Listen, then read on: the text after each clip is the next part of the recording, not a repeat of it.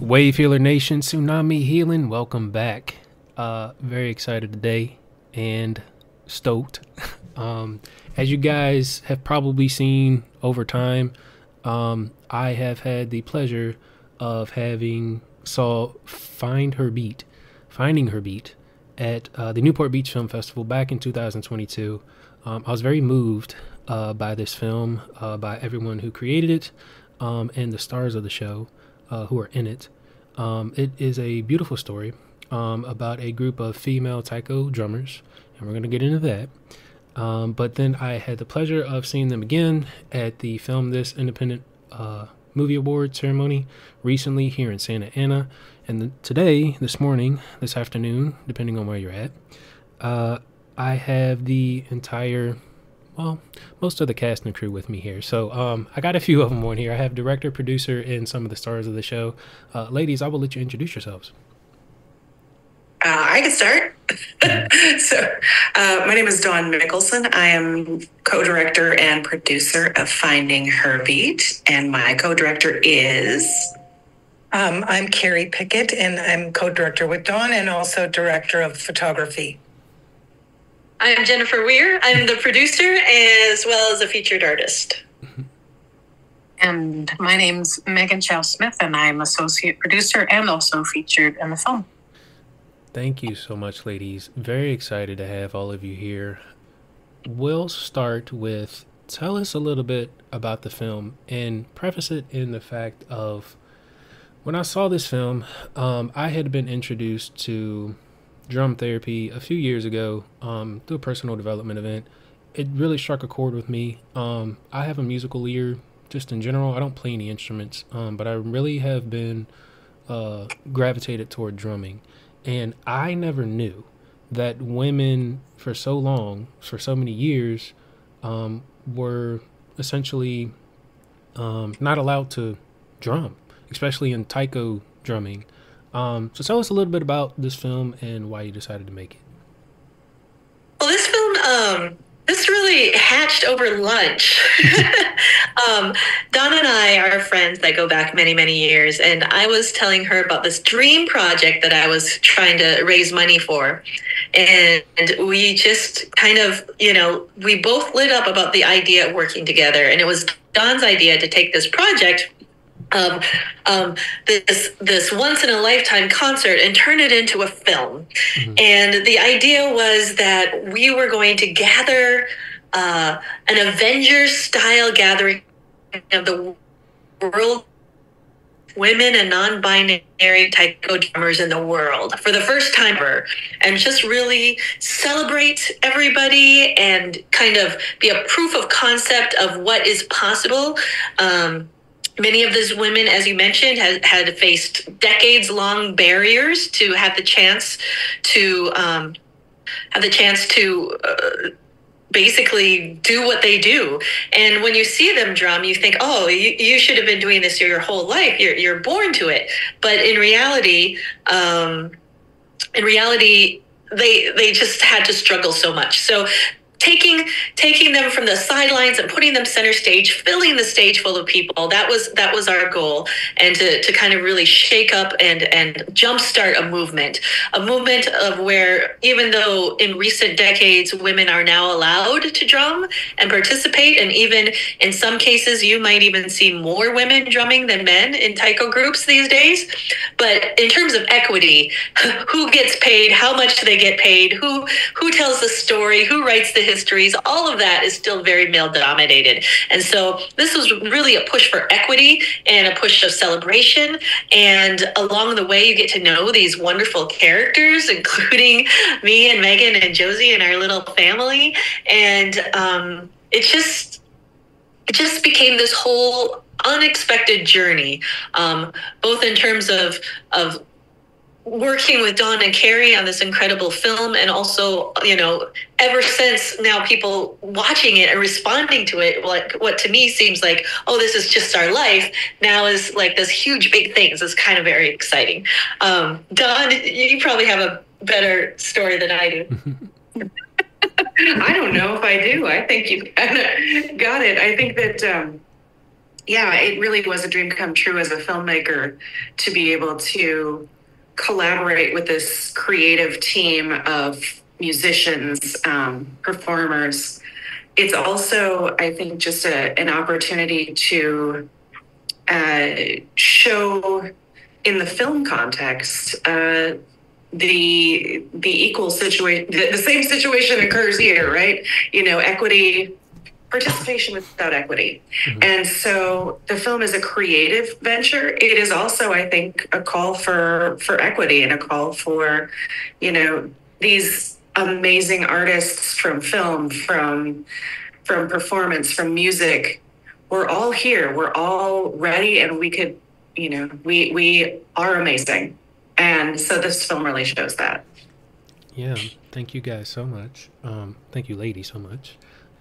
Connect the dots for us and our listeners real quick, because I find it very powerful. So, if I'm not mistaken, Jennifer and Megan, you guys live in Minnesota, and majority of the artists and the stars of the show live in Japan. And I personally, I don't know if you guys feel like this, but I feel like you guys have a really big footprint here in Southern California, due to you guys being at the Newport Beach Film Festival, being at that recent independent film festival that was just here in Santa Ana. And I remember that day in Newport Beach, I believe there was a taiko drumming group from San Diego that was there with you guys that performed, which was really cool. So how did all that come together? How did you find these people out in Japan, these women? I'm assuming, and you guys have known each other for a long time and been connected, but how does that span so far? And it feels like such a small community, because I know we're here now. Well, I basically took a dream list. It was Tiffany and Megan's idea, really, for this kind of gathering. And once I got some funding behind it, then I went back to people that I respect, and took my own list and said, if you could collaborate with anybody in the world, who would be on your list? Mm-hmm. And so I went to several people, got several lists, and anyone who appeared more than once on the list, I tried to reach out and tell them about this idea for a concert. And said, hey, if I get the money, would you come and play with us? And surprisingly, people said yes. Some people who I'd never met, some people who were my heroes and people I admire so much. And the fact that they would come to Minnesota in the middle of winter and work with me, a relative unknown, in this big dream project was just utterly incredible. And then what we tried to do is every time the film showed somewhere, we tried to highlight the local taiko community and have them perform and have their people show up and kind of make it everybody's film in a way and try to lift up everybody in the taiko community. Yeah. I'd add too that like a lot of the people that you saw in LA, and also Tiffany and I, and a lot of people in the film have been babies together. Like we've been doing this art form since our early 20s, and for me it's my 30th year doing it now. So we were kind of like, the art form really took off in North America in the mid 1990s, and so we were part of that boom explosion. And then we all kind of went our separate ways, and some of us went to live in Japan and tour, and Tiffany blazed the trail and connected us all with, I don't know, there were 5 Japanese artists from Japan that came in. There were people from Hawaii, from Canada, from all over. And so we all grew up together and competed against each other and learned together and supported each other in different ways. And it was a neat gathering of, kind of really Tiffany knowing everybody around the world and helping Jen come up with that list. Yeah, that's so powerful and so beautiful. Thank you for sharing that. I really love the Avenger analogy. I feel like that fits very well. And it really shows on screen too. I mean, there's definitely a magic and a power when all of you come together and you see that and you feel it when you're watching it. Tell us a little bit about the struggle that you had, and you kind of see that in the film. It's like COVID hit right when you were about to start. And you kind of take us through that journey a little bit on the film, and then amazingly it all happened, and the performance was actually be able to happen and get filmed. But What was that like for you guys? I mean, did you feel like at any point like, oh my gosh, like this is, what are we doing? This is never going to happen. I'd love to hear from Carrie, because we were the artists, Jen and I, and we were like doing the project, but Carrie had to not eat and sleep in order to record it all. So I actually never really heard what it was like for you, Carrie. Well, it was a 2-year journey. We started filming in 2018. And then in 2019, we went to Japan and got to know some of the other principal participants.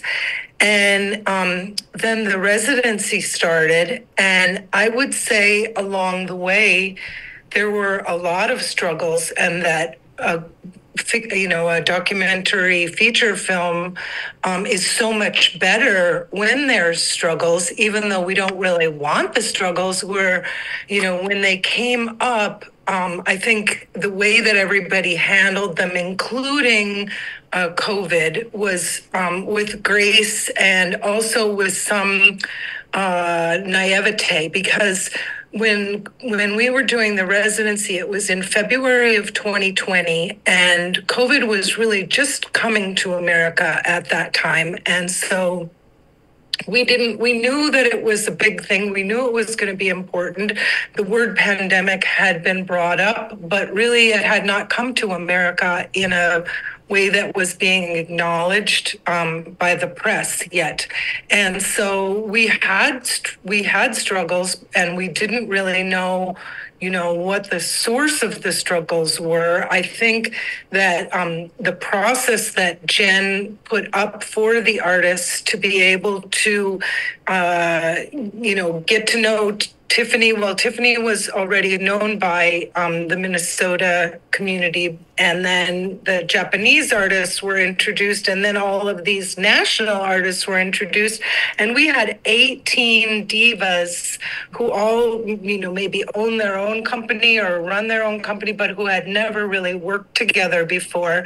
And I think one of the challenging things was just trying to sort out that we could have done a series with all these women, because there were so many amazing stories behind each one, but we really knew that we had a smaller group to focus on, but we also wanted to represent the larger group. And so, when you're doing a film, especially a documentary film, you have an idea of where you're going, but you really have no idea what's going to happen along the way. And so it was really hard for everybody. And certainly for me, the task was formidable because of filming all day and then having to download cards all night and back up my media. And so it was a very intense process, but it was a learning curve and a growth process for everybody. And I felt really lucky to be challenged as a filmmaker and to be able to work with other filmmakers like Carolyn Mariko Stuckey in the US side and Shiho Fukada on the Japanese side.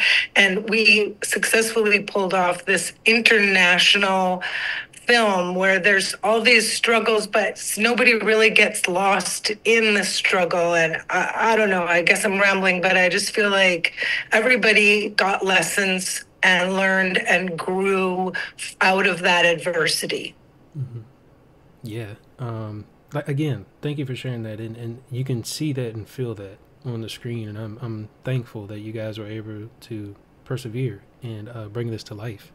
On that note, real quick, could you give like a quick history lesson, or not necessarily history lesson, but just what exactly the differences between drumming? Because for myself, I am from Richmond, Virginia, had never been exposed to this. I moved to California in 2015.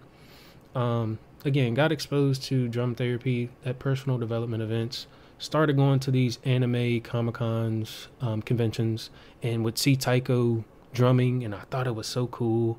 So first thing with that, can you kind of like break down the difference between like a drum circle, drum therapy, being part of like a taiko drumming local group, and then kind of what you guys do with these big performances on stage? Because they're all a little bit different, but I feel like as you start to learn and get into it, you've probably all experienced a piece of all those things at some point to be able to do what you do. So could you kind of break that down for us real quick? And I'll take a stab at it.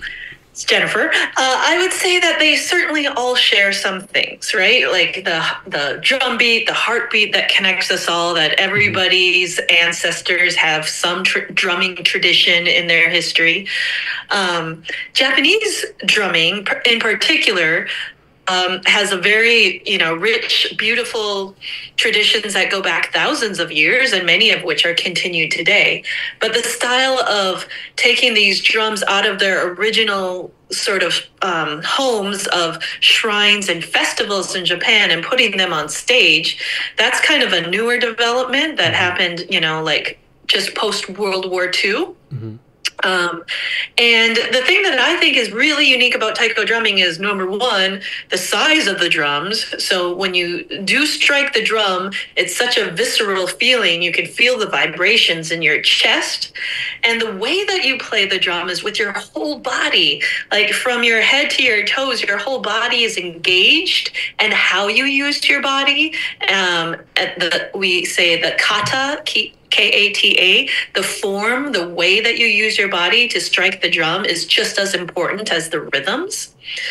So in that way, it brings elements of dance and martial arts and choreography and athleticism that maybe some other drumming traditions don't have. And in that way, it's very lively, it's very energetic, it's very visceral. But I think that the thing that all of those different, most drumming traditions would have, I say, is that power to connect and to heal. And to really transform energy and to give back energy. And I think in many ways to connect us to our ancestors and to each other. I think everything from a drum circle to music therapy to high art on the world's best stages. I think it's all part of that continuum. But I especially am in love with the Japanese drums just because of the wonderful way that you connect with your body and the kind of power that you can embody while you're playing. Yeah, thank you for that. And in my experiences too, what I found is that people would use that term drum therapy kind of interchangeably with the drum circle. And from what I understand, to your point, like you said, music therapy, it's more of it could be like a one-on-one session where you're really working through specific things using the resources and tools of drumming or music. And then the drum circle tends to be more of like a jam session, if you will, with, like you said, multiple people. And it could draw a crowd. And eventually, it could be competitive, but then eventually everybody starts playing together. Like you said, the performances on stage, which it's just something else. So thank you for that. And then to that point, like I was saying, I started seeing these taiko drumming groups at different anime conventions I was going to. And I noticed that when I thought of drumming, I think of powerful women, powerful females, because that's, like, to your point, that's what I would see. We're in a new, different day and age. Again, I had no idea that females weren't allowed to do this for a long time. So could you break that down for my listeners? Is why were females not encouraged to drum for so long and not allowed to? And when and how did that kind of change? This is Megan Chow-Smith. Like a bajillion years ago, before,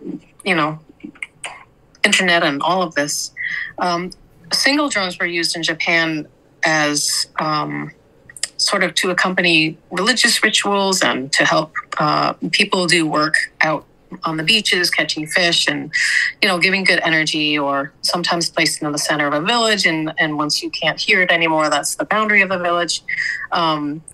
But it was believed that the drums were a way to reach the gods. And at the time, there were a lot of rituals, and still in Japan there are, to give thanks for a harvest and to stay in touch with the spiritual world. And at that time, only men were considered worthy to be able to be that between spirit and earth and spirit and drum. So that kind of started there. And then I think, that's not an unusual thing to happen in so many cultures around the world. And for so many other systemic ways that sort of ideology has continued to prevail throughout the world.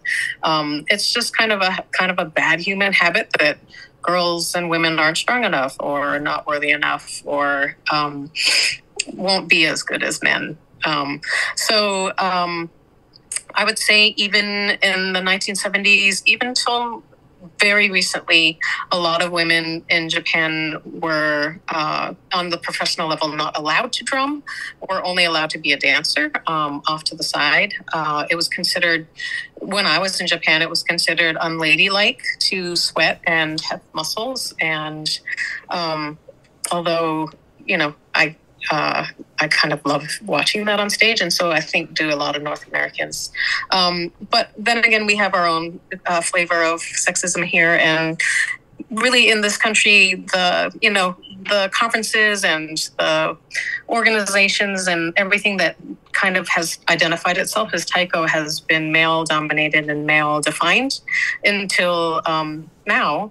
And so this film is really exciting because these women have been working alongside the pioneers of the art form, both in Japan and here, but never given center stage. So it's super cool to have those like old school leaders who've never been on stage and just come together, 18 of us, and put on our own show just among ourselves. So I don't know, it was super historic.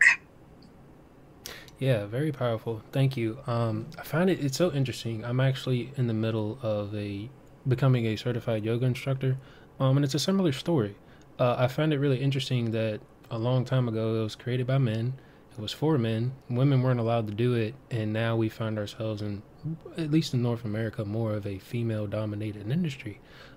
Again, like I said, when I think of taiko drummers, I think of these powerful women because that's what I've seen and that's what I've experienced. So yeah, I just find it so interesting that we started one place and then we're here at another place and we're continuing to evolve. So thank you for sharing that. And then sure. I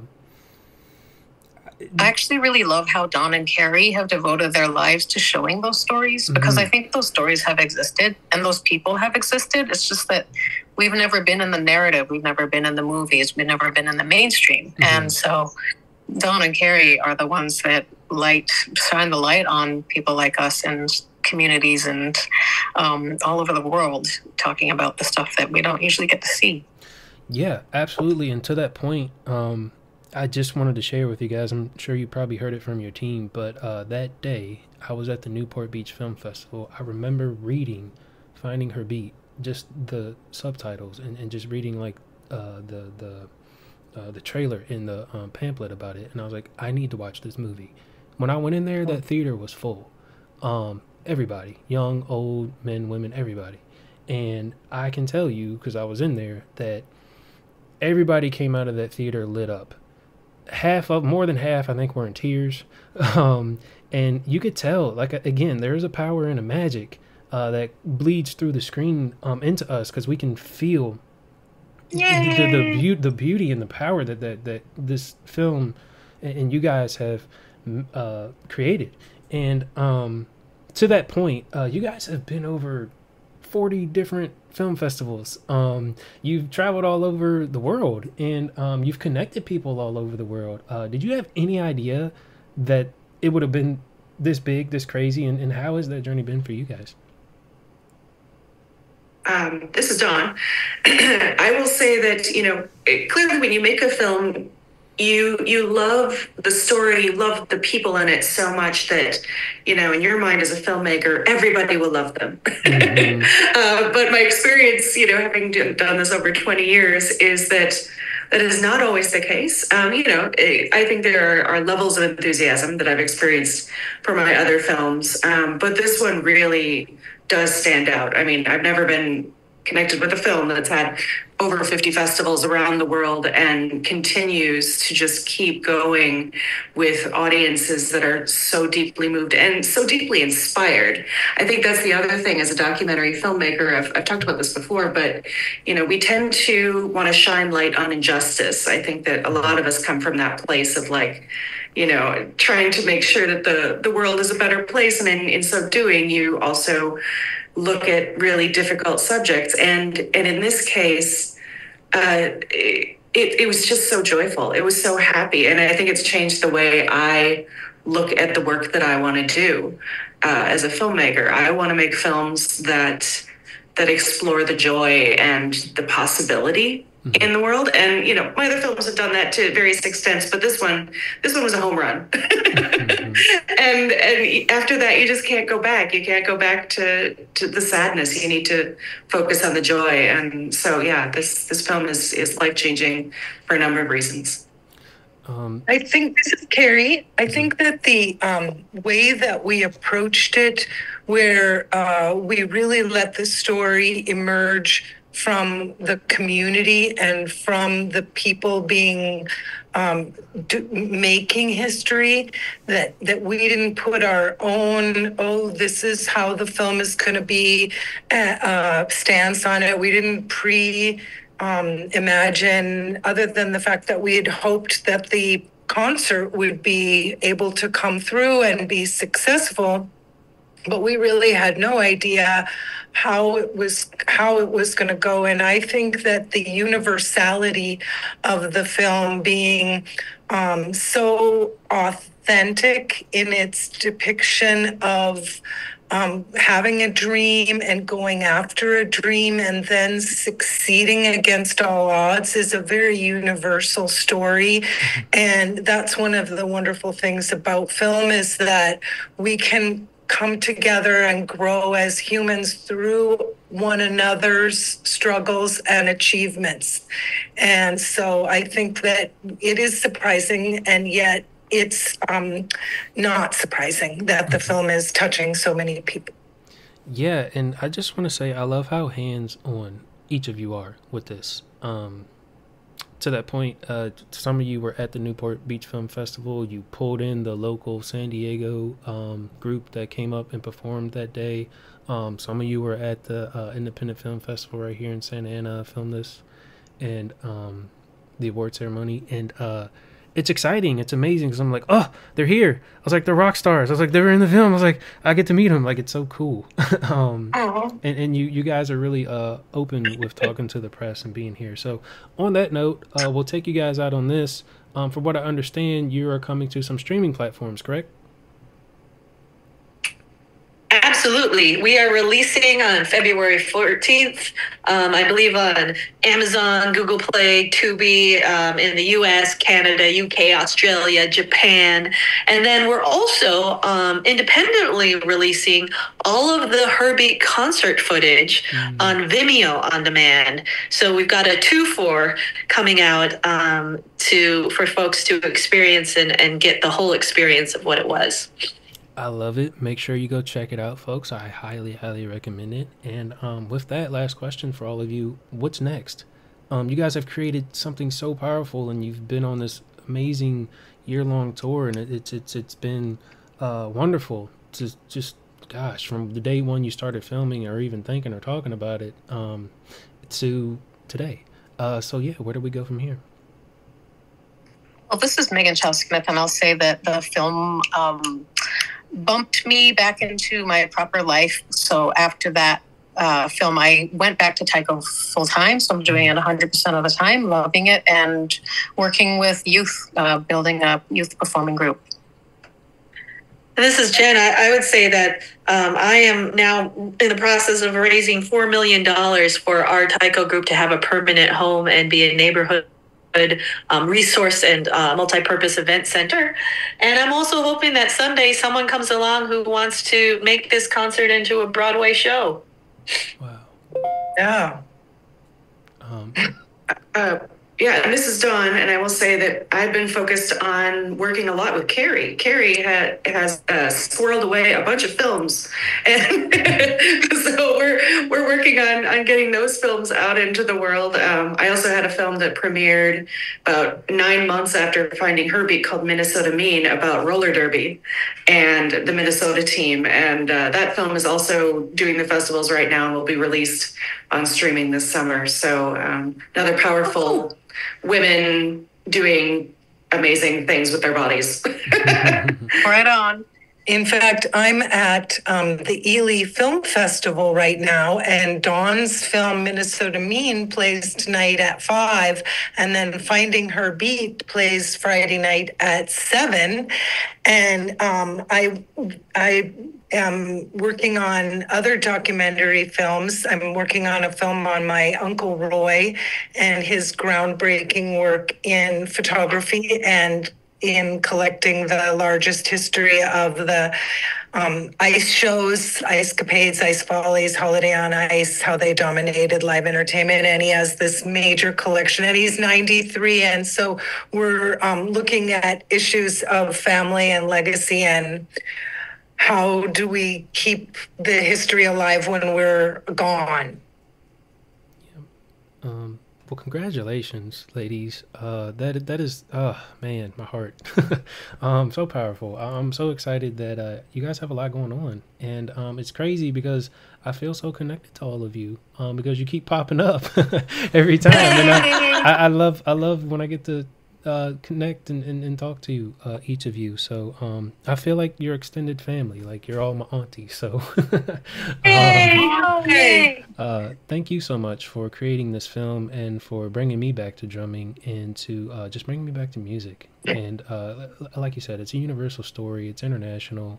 Music in itself and just drumming is international, and it's a universal language. So ladies, congratulations. Everyone, make sure you go check it out. It's coming to streaming platforms. Please keep in touch, ladies, and we'll talk to you guys soon. Thank you so much for being here with us. Thank you. Thank you.